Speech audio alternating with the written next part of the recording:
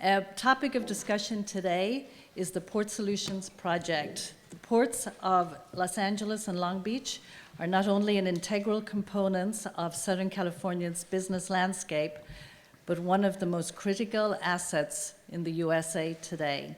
Together, they make up the nation's largest gateway for international trade, accounting for about 40% of the nation's imports and over 400 billion in goods. However, in recent years, the ports of LA, Long Beach have gradually lost market share to other US ports and most significantly to Canada and Mexican ports. Increased competition and ongoing operational inefficiencies are placing the joint ports of Los Angeles and Long Beach at risk of losing additional market share, which would have a serious effect on the region and national economy. In this discussion, we will explore the impact of the Port Solutions Research Project along with supply chain optimization initiatives. And as a resident of San Pedro, I'm really looking forward to what the panel has got to say. With that, I would like to introduce the panel today. Okay, starting with John Mosley. John Mosley is Senior Director of Trade Development from the Port of Houston Authority. Thank you, John, for making the trip to Southern California. Next, we have Jean Ochi, who is EVP of UTI, a 3PL logistics company. Next to Jean, we have John Slangerup. Did I get it right, John? You got it. Okay, great, thank you. Chief Executive for the Port of Long Beach. Next to John, we have Jonathan Rosenthal. Jonathan is Chief Executive Officer, Managing Partner of Saybrook Capital. Next to Jonathan, we have Stefan Minder, Vice President for the Western Region for Kuehne Nagel, 3PL Freight Forwarder. And next to Stefan, we have Jean Siraka, Director for the Port of Los Angeles. Thank you very much for coming.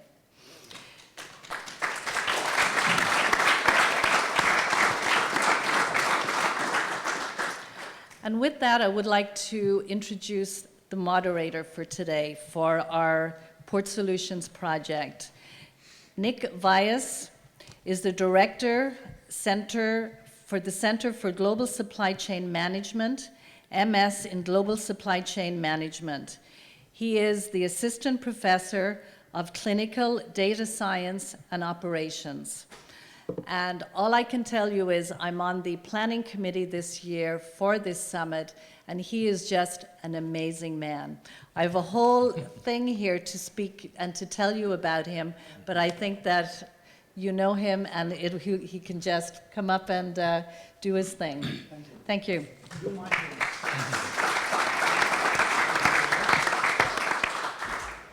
Thank you, panelists. I think what I would like to do is give each panelist first about 5 minutes to do an overview of their understanding and their world of the port solution. And then I will start out with the questions for each of the panelists, and then I'm going to leave the rest of the time for you guys to really engage and ask the question that are so dear and near to you about understanding what's on the future horizon with the Port of Los Angeles, Long Beach. John Mosley, we talked about, who represents the Port of Houston. So there's another dimension that we wanted to add to this equation. So we really are thankful for John, for you to be here. And obviously, we have perspective from the investment community who actually invests into the industry. So they also understand having Jonathan, who's also on the board, and two 3PL folks. So I think we have a very diverse and very appropriate group here, and I'm very excited about it. So let's see, can we roll the first presentation, please, so we can have panelists. Okay, John, you're up first. Great, thank you very much, Nick. First of all, I wanted to thank Nick for inviting the Port of Houston to join the panel today. And it's exciting for me to come back to my hometown. I'm actually from Los Angeles, and moved to Houston 9 years ago. So up until about 3 years ago, when my son, our eldest son, finally went off to college, the idea was when he was growing up here in LA is that to go to USC one day. I was a big Trojan fan growing up, and but 9 years later we're in Texas, so he's a Longhorn. He's out in Austin. So, but thanks again, and actually it's a real privilege to be here with such a distinguished panel today. Just to give you a little bit of background on the Port of Houston, this is just a very short presentation. For those of you who probably have read out in the news and out in the media, a lot of things going on out in Houston, a lot of things happening in Texas these days. For the last several years, Texas has been leading the nation in terms of its economic growth. It's a significant population. It's a very big state, second largest GDP right behind California. Second largest state by size, right behind Alaska, and second largest state in terms of population, right behind California as well. The big difference, though, is that Texas is growing phenomenally. Its rate of growth is incredible. Houston, in particular, the largest city in the state of Texas, is just about to overtake Chicago as the third largest city. So you're talking about a huge state with a huge economy, ranked internationally, very large output, and very solid foundation. And part of the big success in Texas, and in Houston in particular, really has a lot to do with what's happening at the port and taking sort of a similar approach to what we're doing at the Port of Houston in terms of our business and what we're trying to accomplish. And that word is diversification. 20, 30 years ago, the state of Texas and Houston took a very proactive approach in diversifying out of the energy business and bringing in other industries to help us weather the storm if there was an economic downturn. And those efforts have really paid off. Now, energy represents less than 40% of the Texas economy. And with this recent downturn in energy, thankfully, Texas has continued to grow and sustain its good employment numbers and its good activity. At the Port of Houston itself, it's a very large port. We're actually the largest port in the country in terms of overall tonnage. 70% of that tonnage, though, is actually liquid bulk, right? It's all the imported oil that's coming in. When you look at us from on the container side, which is what's most commonly out there in the marketplace, on a container side, we're in the big six. We're the sixth largest container port in the country, the largest in the Gulf Coast. We dominate with about 70% market share of the container business in the Gulf Coast, and the business continues growing. This year was a phenomenal year for us for a couple of reasons. A big chunk of that was what had happened here on the West Coast. As Nick had mentioned, a lot of traditional shippers that move their cargo through the West Coast ports had to look for alternate strategies to get their products either from or to where they need to be. And subsequently, they chose ports either in Canada, Mexico, the East Coast, or ports like mine, Port of Houston. So a big chunk of our business, 30% year-on-year growth for the first half of 2015, was attributed to what had happened on the West Coast over the last several months. But the good news for us in particular is the fact that 60% of that growth that we saw was all organic. It was the state of Texas, it was Houston. We continued sustaining some very large growth numbers going in through 2015. And then what had happened on the West Coast just added to that continued growth. There's been a lot of planning that's been taking place here. One of the things that resonates very strongly for us is customer-centric approach to everything we do. We put ourselves in the shoes of the customer. That's what really drives our decision-making in terms of our capital improvement structure, what we're trying to accomplish in terms of service levels, our key performance indicators in terms of turn times, in terms of ship-to-shore operations, in terms of infrastructure outside of our gate, whether it's road or rail or connectivity into other markets. All those things are driven by our number one stakeholder, and that's the customer. And this year, when we saw this huge growth spurt, we were very satisfied with the outcome. Nobody really anticipates a 30% year-on-year growth. Most people aren't ready for that kind of thing, but we're very proud of the fact that at the Port of Houston, we did have the infrastructure, we did have the service levels, and our turn times, our queue times, our delivery performance measures didn't suffer. We sustained all the kind of KPIs that we try to strive for at the Port of Houston.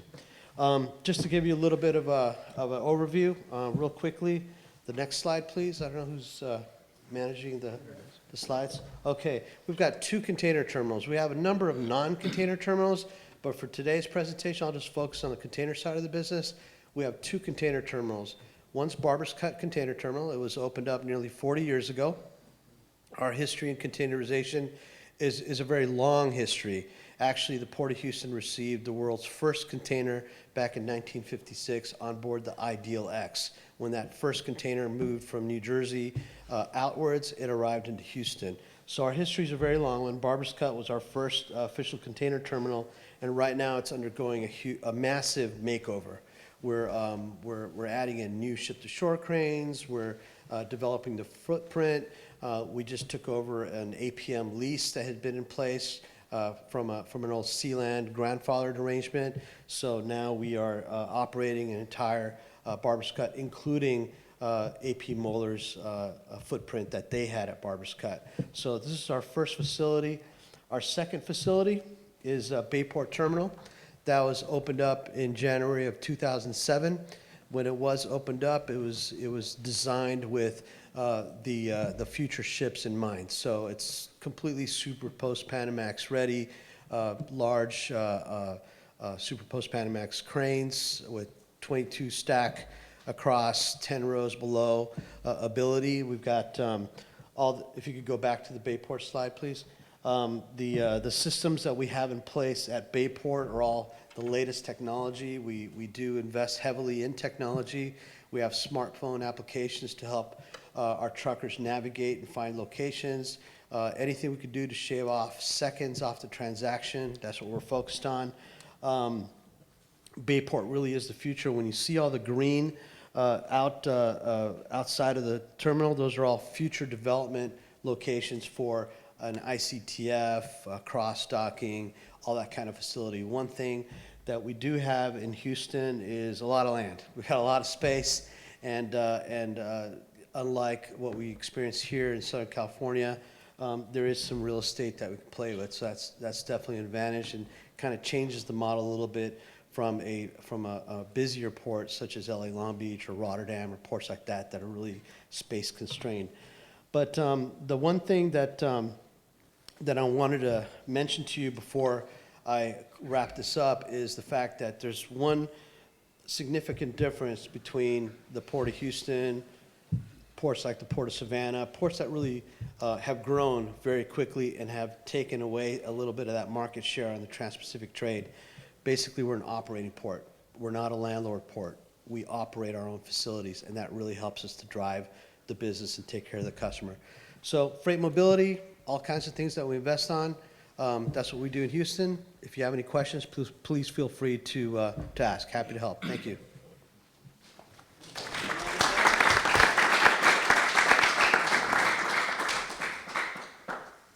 Okay, my panelists, we're going to keep the presentation for 5 minutes, so make sure that I really want the engagement of dialogues from the audience, and I have a bunch of questions. I have 3 pages of questions that I really want to go through. Just kidding. And by the way, I did not share any of those questions with any of my panelists, so it's a very stimulating conversation. Who's next? Okay, Kunanego, Stefan. Yeah. All right, thank you, Nick. I'll try to keep it short. So my name is Stefan Minder. As you can hear, I'm not from Texas. I'm also not from here. I'm from Switzerland. That's where I was born and raised. I spent the last 30 plus years in this industry, of which 27 of those I spent in Europe. I only moved here 3 years ago, so I'm relatively fresh off the boat, and hopefully give you a little bit different perspective of what this is all about. Kühnenagel. I'm not sure if everybody knows Kühnenagel because we're not normally actually not that known because we don't spend money on advertising. However, if we move on, I just want to show you a little bit what Kühnenagel is all about. Next slide, please. There you go. We have a network of over 1,000 locations in the meantime in 101 countries, over 60,000 employees with about 17.5 billion net turnover. So big company, global reach, and everything is 100% owned by Kühnenagel, so no agents in this included. And the company is actually owned by Mr. Kühne, at least 53% of that. And that helps us actually very well, especially in our way we do business and way we strategize, because it's all long term. Next slide, please. This is pretty much where we are in terms of position. So sea freight, yes, we're number one. Air freight, we're very, very strong in the top two. Overland, primarily in Europe, even though now in the US we've also moved a bit stronger into overland after the recent acquisition that we did with Retrans. Contract logistics in the top two globally. And we're also having a 4PL type of arm with various experts throughout the globe. So again, a very large corporation. When we look at the next slide, we see in what type of solutions we primarily work. And if we go one slide more, you will see that we even go into further details. So a truly global player on almost any aspect. So pretty much I hopefully or would be able to talk with anybody in the room about solutions that we can bring to you, and of course also with our partners and suppliers. Now, let's go to the point that is actually about today. Just want to give you a little reminder. This is the recent past. If we click further, we have a couple of pictures that should pop up. I think you all remember all those and how it was. I have to say, I've worked a very long time in this industry in various different countries. The last 6 years before I came here was actually in France. And I thought when I accepted the position to come to California, I thought, oh, it's going to be fantastic. Because no more strikes, no more challenges. Well, I was wrong. So, and I have to say the last 12 to 18 months have been one of the most difficult 12 to 18 months in my career. Really challenging. Anyway, to the next point. Can this be the future? Now you see some quite nice pictures. Let's click on. About, nicely organized type of ports, which I'm sure LA Long Beach is up to a certain point. And when we move to the next slide, just want to tell you 3 points that I find that are important that we require as a freight forwarder, as a trucker, as a customer to the port. Predictable, reliable, high-quality port-based services.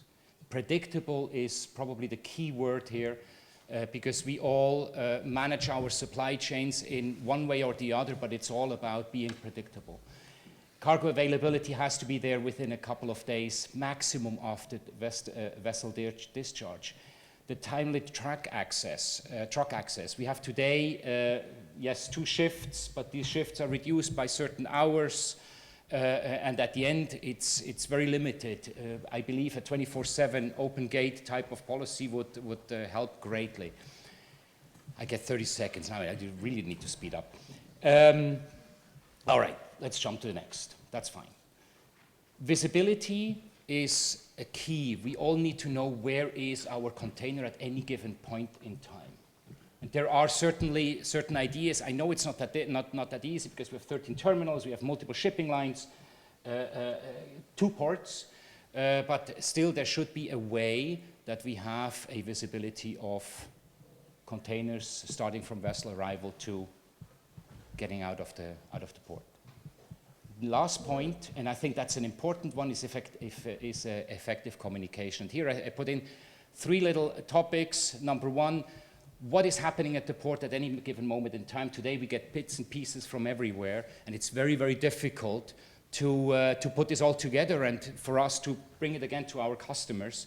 And I think a common platform would be great. Next point, number 2, what can the future bring? Or what does the future bring? What are the plans of the port? Personally, and again, I'm here relatively new, I don't know what are the next steps? I see a lot of bits and pieces, a new bridge is built, new terminal, very automated, and then, but what is the overall goal that we want to achieve? And last but not least, PR. LA Long Beach gets a lot of bad press, or got a lot of bad press, and I was always looking for good press. So I asked my wife, and she said, yeah, you know, all I know is LA Long Beach is not really working properly, and she has nothing to do with the industry.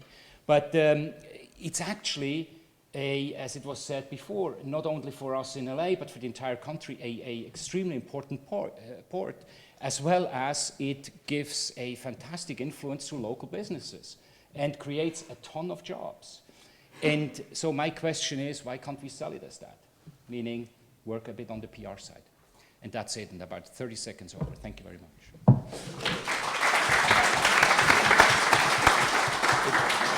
Okay, Gene Soroka, please, come on up. I didn't know I can talk that fast.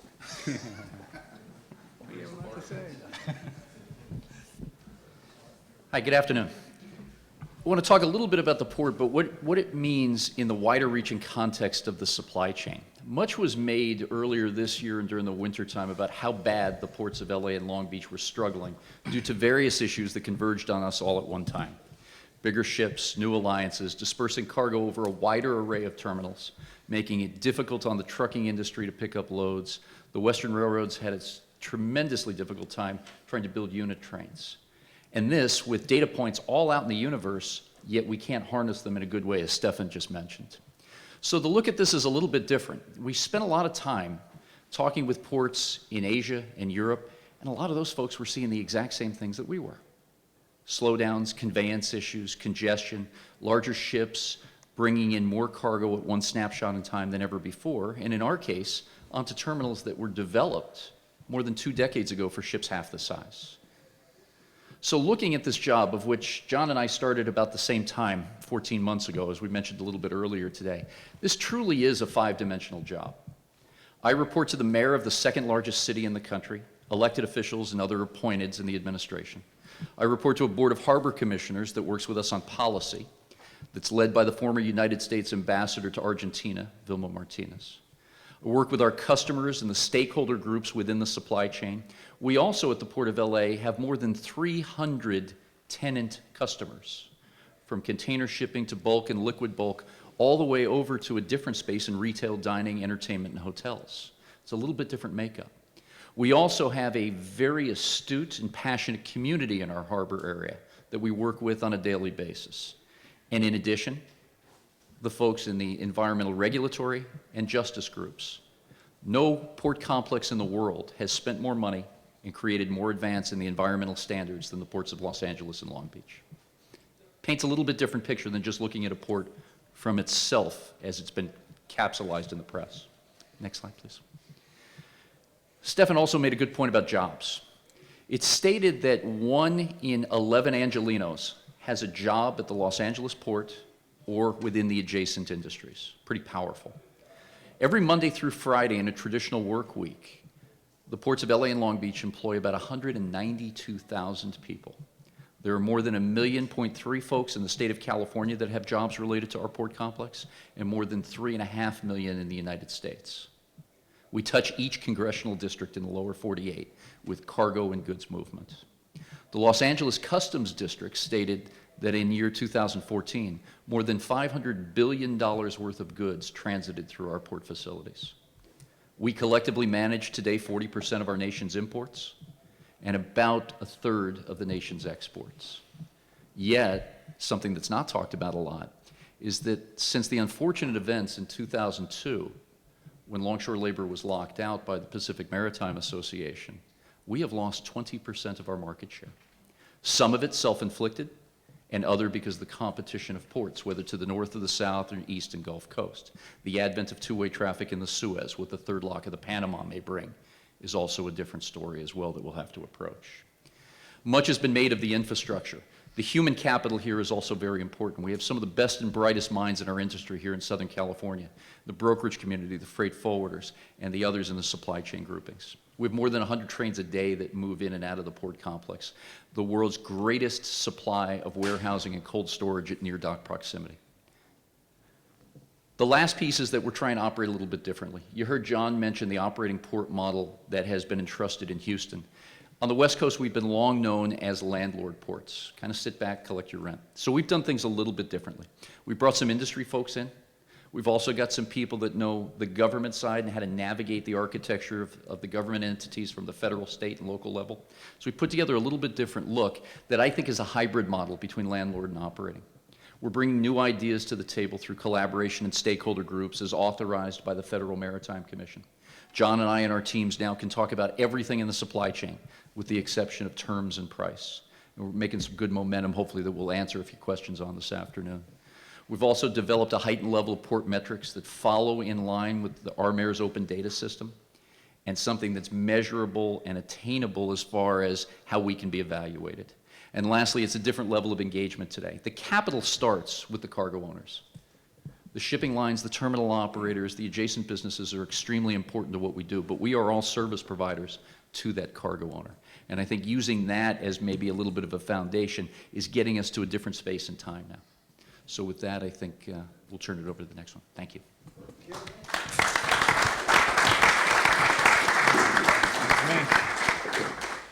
So if you really want to follow the problem or the solution, you always follow the money. So with that money, let me introduce Jonathan Rosenthal, who actually invests in the companies. Thanks.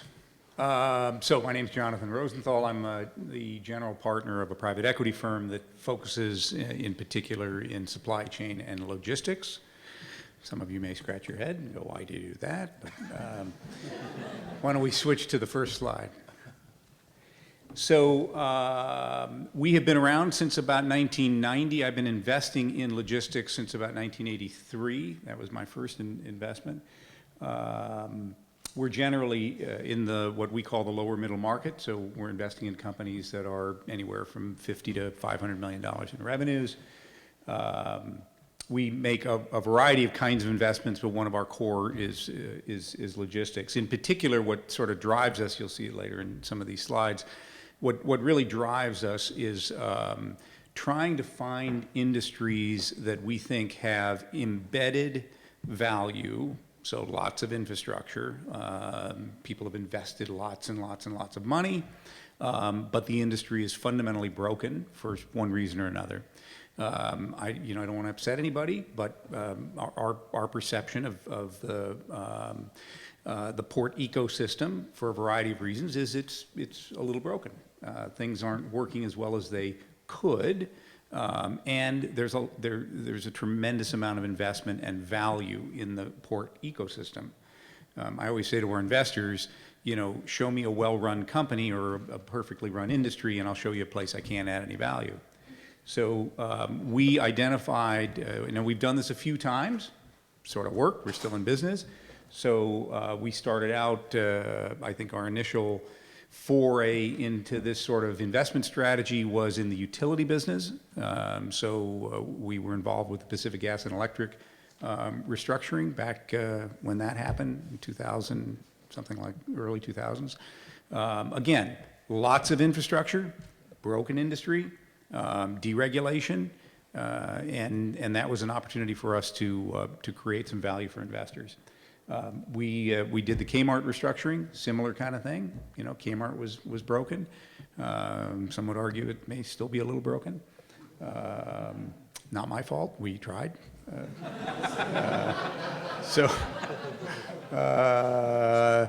Then I spent 3 years with a little carrier called United Airlines. Took them through bankruptcy. And that was, I think we did create a lot of value there. We saved about 100,000 jobs. So I was proud of that. But again, deregulation, 1978, took place in 1983, and that took a long time to change the industry. A lot of these things, when I say the port is broken, it's not because any one particular person or one particular segment of the port is not doing their job. It's because you change the rules. And so we like that, because a static environment, in my view, a static environment, the people with the money tend to keep the money. In a dynamic environment where there's a lot of change, there's an opportunity to make investments and to add value. So I was fortunate enough to lead the restructuring of United. That was a lot of fun. We did Adelphia. We did a company called Foster Wheeler, which was in engineering construction, quite a large company. And so, you know, over the course of time, we've deployed about $2 billion of investment capital. So put about $2 billion of our own discretionary capital to work, and have managed to move and restructure other people's money of about $200 billion. So that's kind of what we do. And this is so this is kind of the way we see the marketplace today. Very, very dangerous financing alternatives. So a lot of leverage. You probably know the market's very frothy. So companies can attract capital that maybe they shouldn't, and they're levering up. So that's going to create, we call that inventory. Those are companies where we may well have some opportunity. We like business complexity. Business complexity creates opportunity because there's inefficiency in that marketplace. People don't really understand the business. They don't understand the dynamics. Maybe it's broken ownership. Maybe it's labor issues, things like that, that we can sort of wrap our heads around and try to add value. So we like industry transformation. So you can see the industries we've invested in all going through major transformation. That's what's happening here. You know, I spend a lot of time sort of sharing with people our perception of what the crystal ball looks like. Where is this going to go? I have a very, very clear understanding or belief in where this industry is going to go. I got a 51% chance of being right. So this is kind of a slide that just describes what actually happens in the marketplace. So there's usually a lag, lots of capital available, markets get frothy, then markets break. And this happens over and over and over again. I could spend time on that slide, but I won't bore you with it. How about the next one? We should be getting to the end. So these are the kinds of things we look for. So we've made 106 investments since starting. Across, you know, a whole bunch of different industries, a whole bunch of different companies. I can tell you that first and foremost, it's about people. It starts at the top. It's about great leadership, and that great leadership attracts great people. And it doesn't matter what industry you're in. It's not technology that drives great businesses. It's really people. So that's what we do. We search for those great people in industries that are going through significant change. Is that the last one? Should be. Oh, no, it isn't. Okay. So this is just the kinds of things we look for if anybody runs across an interesting business. You know, we find our businesses through people in the industry. So today we're making investments in logistics and supply chain, and these are the kinds of things that we look for that. And so I'm getting the hook. Thank you very much.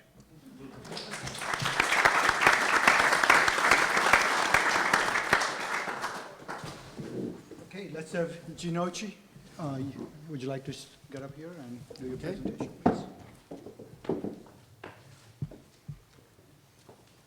I am a Trojan, and so are my kids, and they taught me when I was in school that once you're a Trojan for life. So I'm back here towards the end of my career and giving back to USC. So with that, let me tell you a little bit about UTI.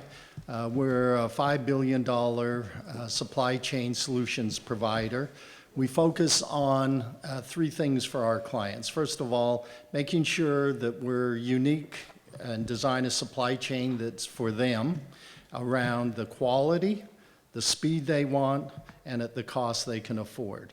So one of the things that we're going to spend time on, the slides that I run through, is a focus. We're going to take a much broader look at the marketplace, and I apologize for the size of these slides, but this chart shows the global ocean market. It's about 105 million TEUs. And when I was growing up, I was always taught the east-west markets are the most important. But they're only 40% of the global ocean business. The largest single ocean market is intra-Asia with about 27% of the global market. Now, if you start breaking this out and you say, well, why does this, what's the importance of this? No, go back if you could real quick. What the black lines are representing is the trade lanes that are growing. And if you see it, the Asia, oh, by the way, I never took geography at SC, so I have two Americans up here. So I apologize. It wasn't USC's education that destroyed me. But if you look at this and you say, what is the biggest east-west market? It is Asia to North America with roughly 20%. And Asia to Europe is another 20%. But we always used to think transatlantic was big. It's only 4% of the market. And when you think of big mega ships, 20,000 TEUs, and they make, they can't really do one sailing a week, but if you put them in a string, so there was one arrival a week, that's 1 million TEUs with one ship. So you could serve the entire eastern seaboard with 3 20,000 TEU ships. Now, you'd only have 3 frequencies, but this is part of the problem when you start saying, well, what are these ports doing, investing in all the drain and digging the ports deeper to handle these big ships? There's not enough demand. So part of what we're looking at when we talk to our clients about supply chains and where the pricing's likely to go is to understand the flow of the markets, okay? This kind of shows that what everybody's been talking about is the share of the West Coast. There's one on value and one on TEUs. But since 2000, it was roughly 84% of the business that came from Asia to North America went through the West Coast. 2015, something like 69%. But you can see what the Panama Canal and Suez has done is they've taken 31% of the market. So those alternative routings have become more advantageous over time. So if you go to the next slide, and you can see that this has switched around quite a bit, and we'll talk about some of the reasons why in a second. But the Suez alternative has grown considerably. And Panama, you can see, has declined, but part of it is because the manufacturing has switched further west in the Far East, so it's shorter to go through Europe and the Suez Canal if you're going to the East Coast. And you can see what's happened with the West Coast. So some of these changes are structural in nature. Next slide. Now this slide is going to blow you away, but since I went to SC and they taught us process mapping, I have to start here. And just go slow here for a second. But everybody's wondering what's caused all this crazy stuff. And I think it began with the consumer, because the consumer demanded value. So the shippers and importers said, oh, geez, we got to force everybody to lower costs. So the steamship lines went out and they said, we got to buy bigger ships so we can lower the per unit cost. The Asian manufacturers said, we've got to move further west where the labor's cheaper, making some of the rounds from the East Coast more advantageous. So you see the Eastern Gulf ports and even Mexico and Canada as alternatives. So then we had the ports, and I think that they got caught with somebody dumping a bunch of stuff on top of them, and everything kind of tends to run downhill, and it became a cesspool. But it is really because of the vessel sharing agreements where the bigger ships came, slow steaming, random loading, huge port peaks, reliability became an issue. Then the ports didn't have sufficient infrastructure to handle those ships. There was yard congestion because the yards were designed for 6,500 TEU ships, not 18 or 20,000. The cranes weren't there, trucker recovery was a problem, and then you have this huge port problem. But as we saw, it's been going on since 2000. It wasn't just in the last 14 months. And if you flip the next slide, the labor strife just compounded that problem. And we had equipment and chassis problems, which made the trucking recovery and inland moves even more complicated. And then everybody said, where's my freight? Which if you press it again, should come down there. So that was the problem that occurred. And we can talk about the loss share, but there's a number of areas that we should be talking about in this panel. If you flip it real quick, one is system thinking. Don't just think about the ports by themselves, but what's causing this infrastructure. Second thing is line collaboration with the ports, the steamship lines. Third thing is access or process to account for the delays. We need some business continuity programs, new infrastructures. I don't know if you realize this, but the U.S. is the 16th largest country in infrastructure. We've reduced it by 10% since 2000. So we've had productivity issues, terminal sizes, new operating processes, more funding, less governmental interference, improves our intermodal and off-site yards, congestion pricing, chassis sharing. But there's a bunch of different issues here. But you can see how everything rolled downhill into the cesspool for the ports, and it wasn't necessarily their fault. Okay, my last one is this, and I feel guilty talking to the guys that are experts about their ports, but it really is kind of something that Creating opportunities for better used land close to the docks. Second piece is process management. And as was stated earlier by Stefan, we've got 13 different terminals in Southern California today playing to 4 shipping alliances. Of those 13 terminals, they're represented by 11 different companies using 9 different terminal operating systems. So to get after this, we need a better process management style. Criticism has been in no shortage. I have advocated that we need lesser terminal operators, consolidate the industry. Not the land use, we can continue to expand that. We have a lot of land. But to have a more finite group of operators that are of single-minded focus like the 2 port authorities are, I think would do the industry some good. So Jim, Lastly, technology. We have, since the Longshore Labor Tentative Agreement was reached on February 20th, we have brought in 3 major areas of technology to the port. One is a company based in Venice, California called Cargomatic, and they have developed for the trucking industry an Uber-like transportation system. GPS platform, algorithmic formulas trying to draw on the supply of trucks in the harbor area to pick up the first available container, not waiting in a long queue to dig out 6 and 7 containers deep for the one you wanted. So creating these peel-off piles in yards was of extreme complementary importance to Cargomatic. The unique thing about this system, and it's been tested in the less than truckload market for the past 3 years, now in containers for about 6 months, is that the driver gets paid over the smartphone once he or she makes the delivery to the customer's facility. That has never been done before. Secondly, there's a company called Quick 180 that creates a virtual container terminal off of port property. So if you can imagine in your mind's eye, an importer is bringing a container out to Fontana, to the Inland Empire. They devan that container, and then there's an exporter that's looking for an empty container to load up their product to ship back to Asia. Instead of having 2 round-trip empty returns, we now can match up the importer with the exporter needs. Small fee, maybe $13 a box.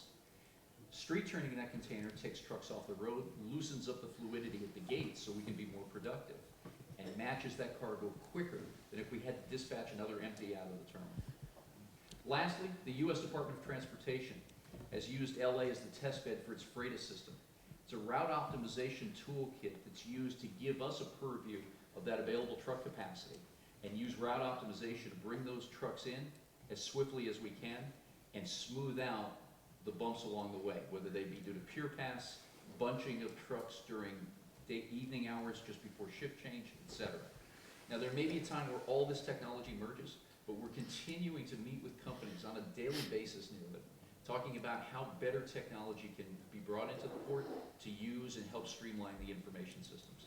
The last piece is that we're in very early discussions with Customs and Border Protection Services to talk about their advanced manifest system. An advanced manifest system was brought on after the tragic events of September 11th to create a heightened level of awareness of what's in that container. That advanced manifest is produced 24 hours before vessel sailing. If we can use the backbone of that system, not taking anything in a proprietary nature, but simply origin, destination, pair, container size, weight, and cube, as an example, and use that as one of the systems that helps drive the predictability and the reliability that our customers are seeking, I think suddenly then we're doing something. That's a great question. Let me just go back to your question about the 3D printing. Any panelist just wants to touch the disruptive technology, what Aaron was talking about, 3D printing, obviously will have a tremendous impact on containerization cargo flow, both eastbound or the westbound. Has port looked at that? I think that was a question, right? And then one person can regurgitate to that, please. Anybody? Well, my understanding of 3D printing is that it creates this enormous flexibility in terms of the supply chain as to where you can source your manufacturing at the cheapest rate, and also accelerates it and automates much of it. So it really starts to change the balance of trade, because the sources of manufacturing are beginning to change. Highly automated manufacturing environments, because of 3D printing, are driving a shift in where things are manufactured. When you look, what we track very carefully is the manufacturing and trade flows related to manufacturing changes.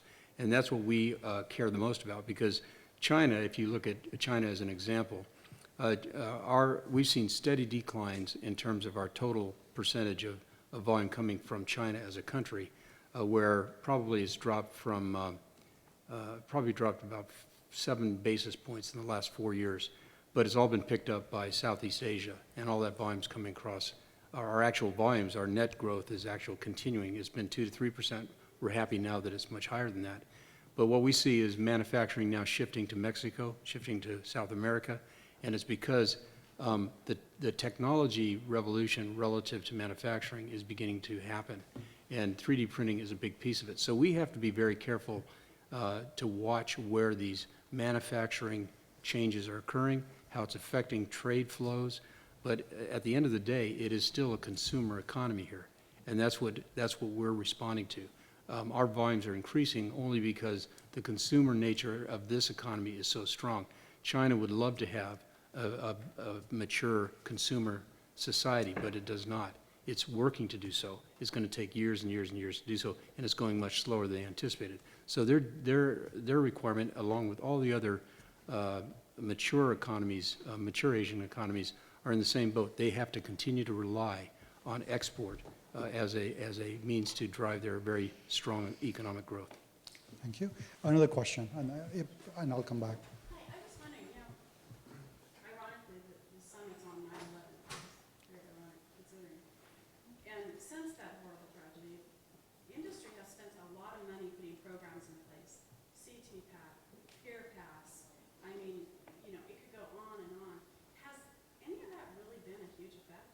I mean, to put CTPAT in place is expensive, and to keep up the maintenance on is expensive. So I guess not only from the port standpoint, does that help with, when there was the port strike, did it really make a difference if you were CTPAT certified? And from the gentlemen who are the providers, right, UCI and Novel, does that make a difference? Do those really put you in the forefront? Is it worth people in industry to spend that money to do those kinds So let's take two perspectives, one from the 3PL and one from the port. All right, let me jump in on this. Actually, before 9/11, many moons ago, I gave a presentation to the European Commission, long time ago, about supply chain, about security in the supply chain. Unfortunately, obviously, this happened, and all this was speeding up. And one of the conclusions that I made at that point is, whatever we do, we will never be able to have a safe place, full stop, okay? But we cannot afford not to do it. And does it give us, as a forwarder, advantages that we are certified and that we're following all the rules and regulations? Absolutely, especially versus smaller and medium-sized companies who don't have the resources and the money to put into this. So it is an advantage. Does it make it a safer place? This is a question I cannot answer. Any perspective? You have the AEO, and you have non-consignment. So, I mean, it's along that same line. Yeah, of course, absolutely. Any perspective, Jean, John, or John? I can mention, in the last 3 years or so, we've spent $200 million on building the most sophisticated virtual port technology that protects all the physical assets and monitors all of the traffic flow on a physical basis. And we're now grappling with the greater risk, in my view, and that is cyber risks relative to the way our port operations, as they get more and more sophisticated, much more technology-driven, computer-driven. The risk of cyber attacks is a significant one. Now, I've seen in the last 6 months a 30% improvement in the performance of our system relative to trade flows and particularly gate management of our containers exiting the port grounds. So that gives me some confidence that things like PeerPass, as it begins to evolve and improve, and particularly as it adds information content to its function, is beginning to see a little more flexibility, a little bit more discipline relative to the way the truckers are reacting or interacting with the gate management strategies. There's been a number of announcements recently about expanding that and actually applying what I think would be a much more disciplined appointment system for our truckers. But relative to the actual constraints placed on the inspection and the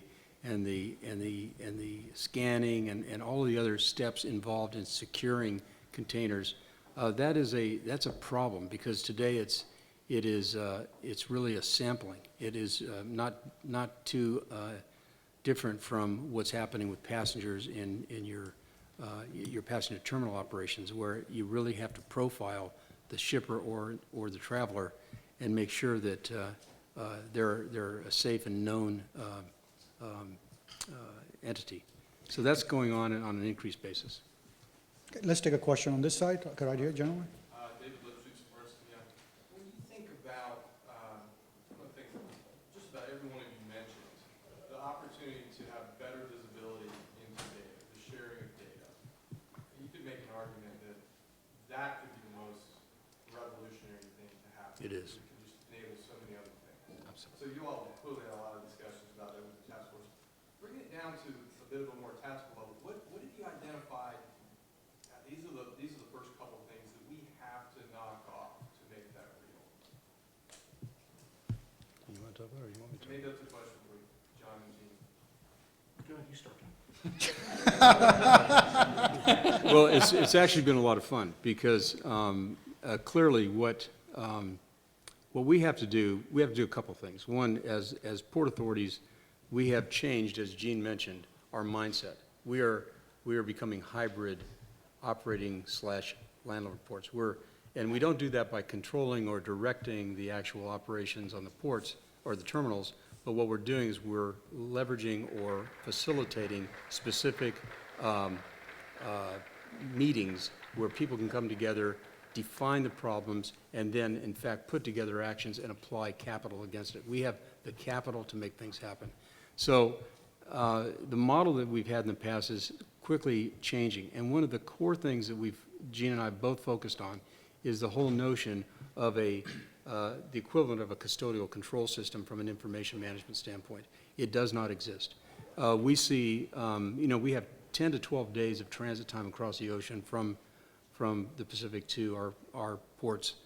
And in that time, there's almost no demand planning activity going on. There's no visibility into it, although all of the content is there. So in every single step along the 7 or 8 handoff points within the supply chain, there's tremendous amounts of information content, all of it siloed in a set of systems. And so our view and our vision for where we take the ports is we become the repository, the safe repository of that data, and that we allow visibility from origin all the way to the distribution center in terms of the discrete flow of that container through the system. It does not exist today. It's absolutely essential. And what happens, as you know, is whenever you can apply visibility into the flow of goods, and you can strip out the proprietary things that people would be concerned about, because that's the biggest debate right now within our teams, is how do you make it sort of inert? How do you make it in such a way that you don't really expose proprietary data? It can be done. It's been done in many, many other supply chains.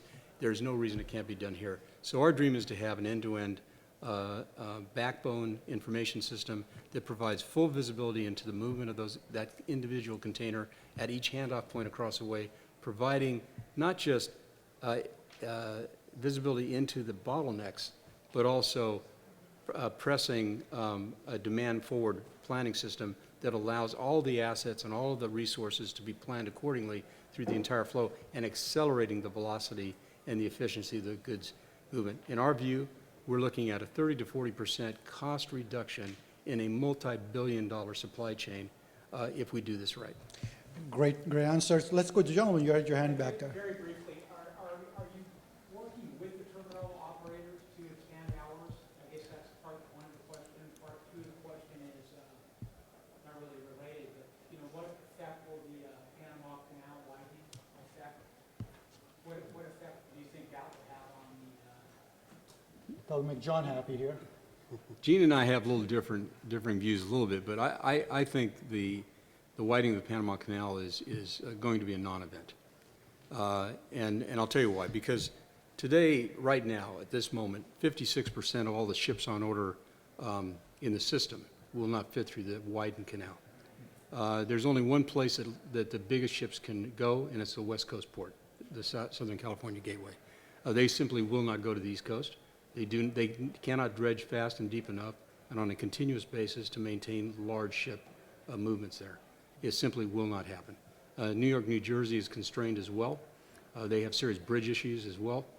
We in the Southern California ports are the only place that's going to receive the bulk of those large vessels. All of our port upgrades on both sides will accommodate up to 24,000 TEU vessels. We are serious about this. We have the natural advantage of the deep water.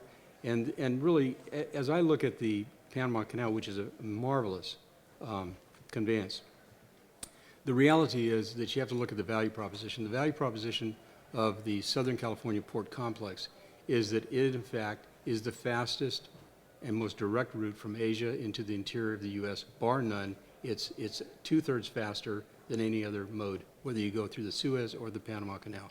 And time is money, and the BCOs are roaring back to our ports right now because they were experiencing millions of dollars a day in terms of added costs for their diversionary strategies. It's not necessary. They're back home safe. We're getting the job done. I'm sorry, back to part one of that question. Are you working with the terminal operators? Yes. To expand their access? They're round tables, and in fact, Gene, why don't you talk to this? Yeah, in my view, we have latent capacity on the Port of Los Angeles side. I'll give you a couple of quick stats. We have 88 shoreside cranes at the port. They're in use 60% of the time during a traditional 9-shift work week, Monday through Friday. Latent capacity. Our experts tell me that our port has a capacity of throughput of nearly 14 million container equivalents. Today, we do about 8.5 million TEUs in volume. Say I'm wrong. Maybe it's only 10 million TEUs that's available to us. That still would represent a 20% uptick in efficiency that we need to drive through the supply chain optimization process. That's where the real prize is going to be. Extended gate hours, again, I may be criticized, don't do us much good at this time because your terminal operators aren't willing to spend the money. The nightside gates cost 33% more with longshore labor. And if you did a hoot gang or overnight work to become 24/7 operation, it's double the price of labor. It's just economically infeasible. We need to squeeze as much productivity out of those 9 ships that we humanly can do. Some of that will come through automation on both the Long Beach and Los Angeles sides, as well as the process management that we're implementing today. The interesting thing is I used to run terminals. These guys can't mess with me too much. Realistically, those best practices and not being too proud that can be replicated into our area of domain, exactly the place that we want to go. Also on the questions earlier, the Port of Los Angeles has the nation's only cybersecurity center that we opened up last September. And basically that system that we have in our port building can go through 47 million permutations of potential cyber threat per minute. So this is something that we also hope to replicate because the security and the sanctity of that supply chain and the protection of our assets and more importantly our people is of paramount importance to us. Okay, last questions. First to John Houston, one of the issues you don't have in place, maybe a poor choice of words, affects us is the ILWU. Is that correct? That's correct. We do operate with the International Longshoremen's Association, the ILA. The ILA, which is also on the East Coast. I guess my point to Gene and John deals with whether or not the labor unions are going to allow us to make those productivity increases. I know one of the biggest issues for my DCOs on the East Coast is they don't like the labor situation out here.